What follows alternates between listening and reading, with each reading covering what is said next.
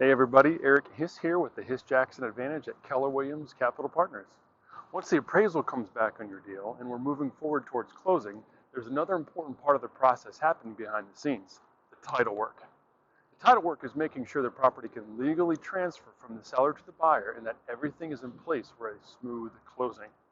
They'll search the public records to look for things like existing mortgages, liens, judgments, unpaid taxes, or other issues that could affect the title.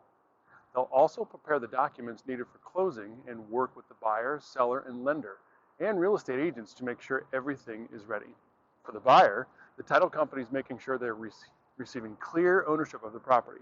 The buyer will also typically receive information about the title insurance and closing process, and that the title company will coordinate with the lender to make sure everything is ready for closing. For the seller, the title company is making sure that any existing mortgages, liens, or other obligations tied to the property are identified and addressed. They'll also prepare the paperwork needed for the seller to transfer ownership and receive their proceeds from the sale.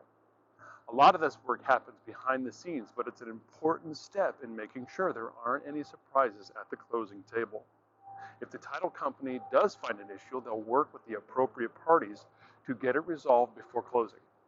Once the title work is complete and the buyer's loan is ready, we're getting ready and we're getting close to the finish line. The final step is making sure everyone knows when and where the closing and all that documents and our funds are ready to go. If you ever wondered what happens between getting an offer and accepted, actually getting to the closing table, let me know in the comments. Thanks again.